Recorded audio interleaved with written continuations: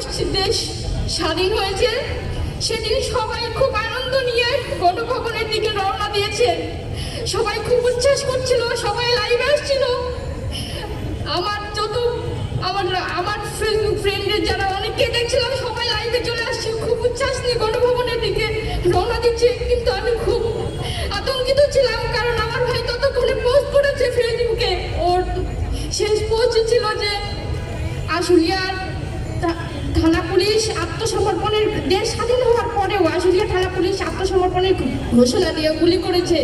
আমার ভাইয়ের আঙ্গুলে গুলি লেগেছিল, সেই ছবি দিয়ে এই লেখা দিয়ে শেষ পোস্ট করেছিল আমার ভাই।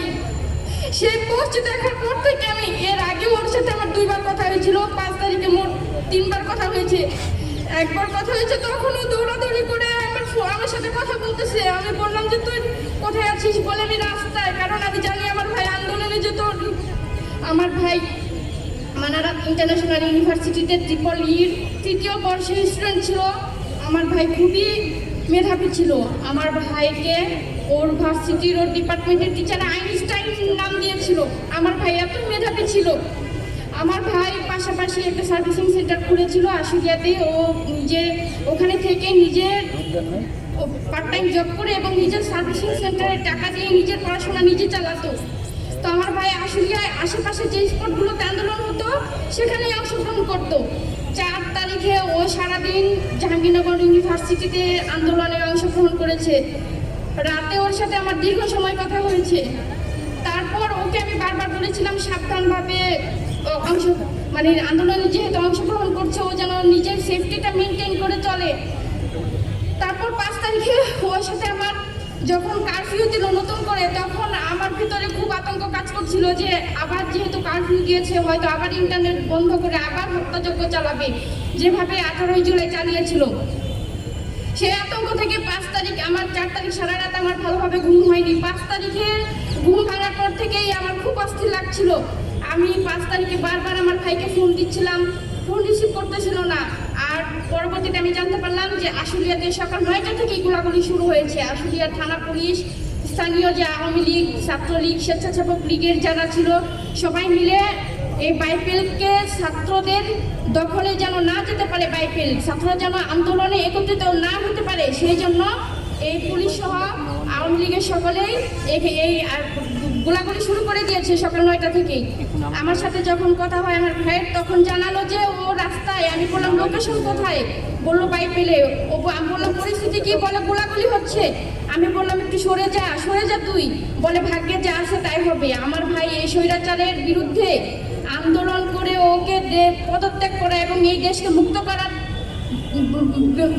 ছাড়া সেই আন্দোলন থেকে সরে যাওয়া, এটা কোনোভাবে ওর পক্ষে সম্ভব ছিল না। এই দেশকে মুক্ত করার ব্রত নিয়ে ওর জীবন বাজি রেখে এই আন্দোলনে অংশগ্রহণ করেছিল।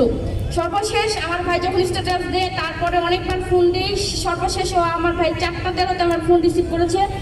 8 সেকেন্ড কথা হয়েছে, শুধু বলেছে আমি বলেছিলাম বিস্তারিত জানা, বলেছে আমি ঠিক আছি, বারবার ফোন দিস না। তারপর আমি 6টার দিকে সংবাদ পাই যে আমার ভাইয়ের বুকে গুলি লেগেছে। ও হাবিব হসপিটালে নিয়েছে, ওকে মৃত অবস্থায় আছে, আমাদের চলে যাওয়ার জন্য দ্রুত। আমার ভাইকে রাত্রে আমরা এখানে গাড়ি পাচ্ছিলাম না, সব বন্ধ ছিল। রাত্রে আমি 11টার দিকে পৌঁছাই, ওকে আমরা পৌঁছানোর আগেই ওর ভার্সিটি থেকে নিয়ে যায়। কারণ হাবিব হসপিটালে এত পরিমাণ মৃতদেহ ছিল এবং আহত সংখ্যা ছিল যে আমাদের ফোন দিয়ে বারবার তাড়া দিচ্ছিল যে লাশ রাখার জায়গা নেই, আপনারা দ্রুত নিয়ে যান, এখানে লাশ এবং আহত সংখ্যা এত বেশি যে রাখার জায়গা নেই। আমরা যাওয়ার আগে ওর ভার্সিটি থেকে ওকে নিয়ে যাই। আমি গিয়ে দেখি আমার ভাইয়ের ওর ভার্সিটির গাড়িতে রেখে দিয়েছে, আমার ভাইয়ের রক্তে ভিজে গেছে গাড়ির সিট। আমার ভাইয়ের নেগেটিভ রক্ত ছিল, রেয়ার গ্রুপ ছিল। আমার ভাই রক্ত ঝরে শেষ হয়ে গেছে। আমার ভাইয়ের বুকে গুলি করেছিল, একটা গুলি আমার ভাইয়ের সব রক্ত শেষ করে দিয়েছে। আমার ভাই সহ যত শহীদ হয়েছে, যত ছাত্র এবং জনতা শহীদ হয়েছে, ওরা যে বাংলাদেশের স্বপ্ন দেখে শহীদ হয়েছে, ওরা তো শহীদ হয়েই গেল। সেই বাংলাদেশ তো পড়ে আছে। সেই শেখ হাসিনা তো দেশ ত্যাগ করে নিজের জীবন বাঁচিয়েছে, কিন্তু এই বাংলাদেশে তার সেটা পড়ে গেছে, তার মনের মতো সবাইকে